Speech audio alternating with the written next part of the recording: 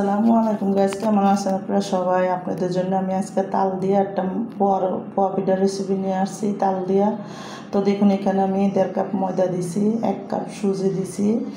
তো সুজিটা দিয়া এখানে আমি দেখুন একটা চামচ দিয়া 5-6 চামচ গুঁড়া দুধ দিলাম। আর এখানে কিন্তু 1 কাপের বেশি হইব। আমি কিন্তু এখানে তাল দিছি। আর দেখুন স্বাদ মতন এখন একটু লবণ দিয়া তারপরে কিন্তু আমি 1 কাপের মতন পুরো চিনি দিছি। দিয়ে কিন্তু পানি দিয়া সুন্দর করে কিন্তু আমি একটা ব্যাটার তৈরি করে নিব।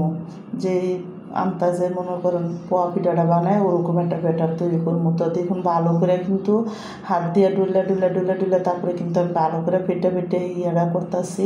তো এই পাতিলটার মধ্যেই তালা ছিল, এটার মধ্যে আমি দিয়ে দিছি। দিয়ে কিন্তু ভালো করে দেখুন হাত দিয়ে ডুলে তারপরে কিন্তু আমি এখানে ব্যাটারটা তৈরি করবো।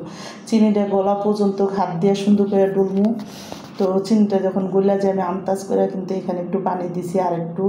তো এখানে সুজি আছে, সুজিটাও কিন্তু পানি অনেকখানি দেখুন করে নিব। তো এই জন্য আন্দাজ করে কিন্তু পানিটা দিবেন, লাগলে পরে দেওয়া যাব। তো আমি কিন্তু দেখুন এদিকে কিন্তু সুন্দর মতন হাত দিয়ে ডুলে তারপরে কিন্তু আমি ব্যাটারটা করে নিছি।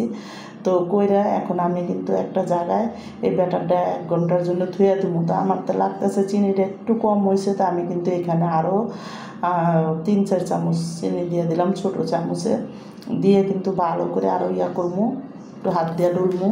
তো আমার এই তালের পোয়া পিঠার রেসিপিটা যাদের পছন্দ তারা লাইক সাবস্ক্রাইব দিয়েন, প্লিজ আমার ভিডিওটাকে বেশি বেশি শেয়ার করে দিয়েন আর সাবস্ক্রাইব করে দিয়েন।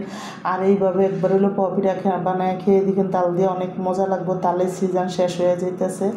তো দেখুন এখন আমি কিন্তু সুন্দর করে ব্যাটারটা করে তারপরে কিন্তু আমি একটা জায়গায় 1 ঘন্টার মতন রাইখা দেবো, যাতে সুন্দর মতন হয়ে যায়। আর যখন দেখুন সুন্দর করে হয়ে গেছে গলে মানে ফুলে গেছে, তখন কিন্তু আমি এইভাবে দেখুন তেলের মধ্যে দিয়ে ভালো করে তেলটা উপরে দিয়ে পোয়া পিঠাটা আমি বানাই নেব। তো আমি এই পোয়া পিঠাটা সুন্দর করে কিন্তু প্রতিটা পোয়া পিঠা ফুলছে আর অনেক সব পিঠা হয়েছে এটা।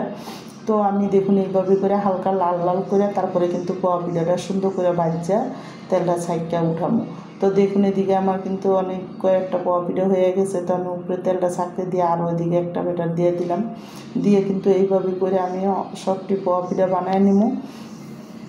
তো দেখুন এইভাবে করে কিন্তু আমি আপনাদের দেখানোর জন্য সুবিধার জন্য আরও 2টা বানাইলাম। তো এই পিঠাটাও ভালো করে লাল করে উঠায় রাখা তারপরে কিন্তু করবো। তো এইভাবে করে প্রতিটা পোয়া পিঠা বানাবো।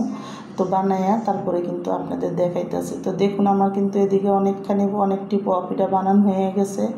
তো এইটাও দেখুন আপনাদের বানায় দেখাইতেছি। আর সুন্দর করে কিন্তু প্রতিটা পোয়া পিঠাই ফুলছে। তো ক্যামেরার দেখা যায় না, এখানে দেখুন পিঠাটি বানানো শেষ হয়ে